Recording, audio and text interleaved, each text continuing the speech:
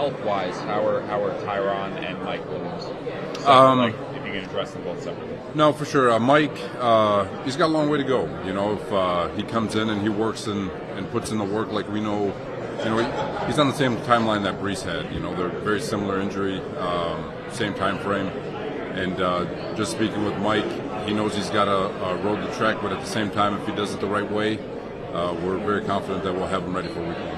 What is Mike going to be able to do for you guys when he's healthy and everything? He's a dynamic receiver. We've been a big fan of his for a while.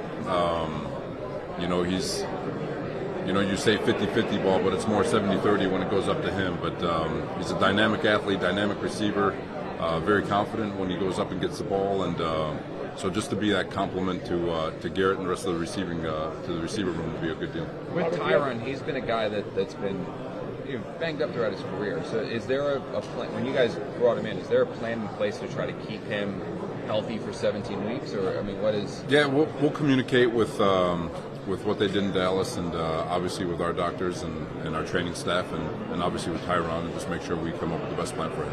What do you envision for a timeline in terms of the level of participation he's going to have in the spring and then into training camp? Expecting him to be available for spring.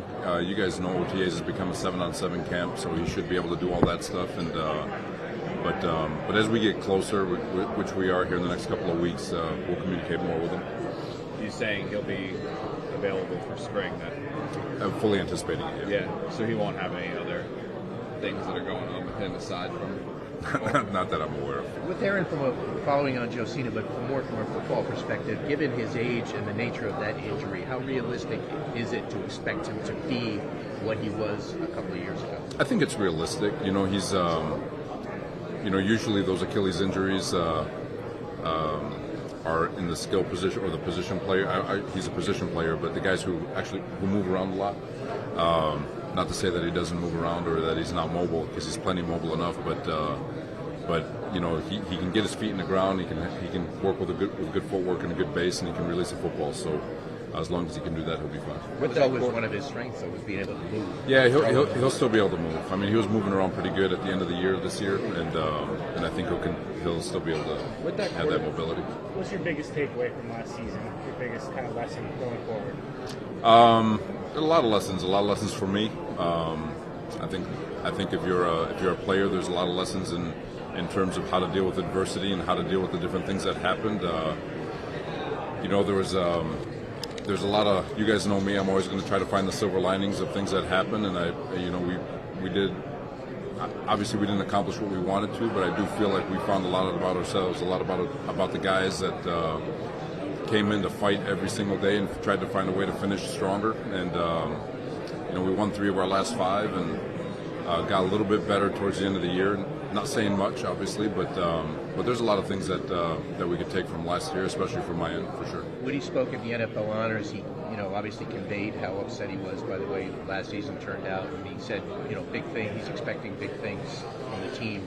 How do you perceive that in terms of added pressure for your job? Pressure. It doesn't add. Pressure's already max elevated from year one to wherever. There's always pressure to win.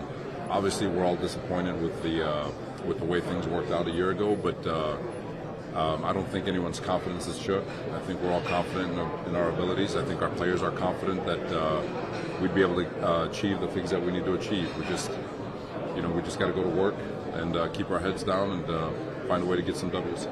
Is this season where maybe short of the playoffs is a failure? I'll never say that. It's like I said, put your head down, do the best you can, put your work in, and obviously we all want to win games. We all want to go to the playoffs. We all want to win championships. That's been the goal since the day we walked in here, and felt like we were going to have that opportunity last year. It didn't happen, and this year is about picking ourselves up, putting our heads down, and just working.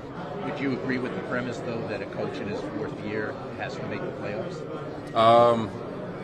I guess. You could say that. You get so many opportunities, but like I said, the pressure to win is always there in the NFL. You're always trying to achieve what you set out to achieve, and it's been said before. I'll say it again. There's only one team happy at the end of the year, and that's the team that's hoisting the trophy. Can you name a player who may jump break out this year that may surprise some people? A guy you're looking toward, whether it be a young guy that maybe is kind of unheralded? There's a lot of guys I'm hoping for. All these young guys, like especially on the offensive side of the ball. I've said it before. That first year we were 32nd in the league in defense, and there was about 12 guys who were still with our roster the last 2 years that got significant playing time. And some of them took jumps into starters like Quincy Williams. Some of them took jumps into major role players like Jamian Sherwood.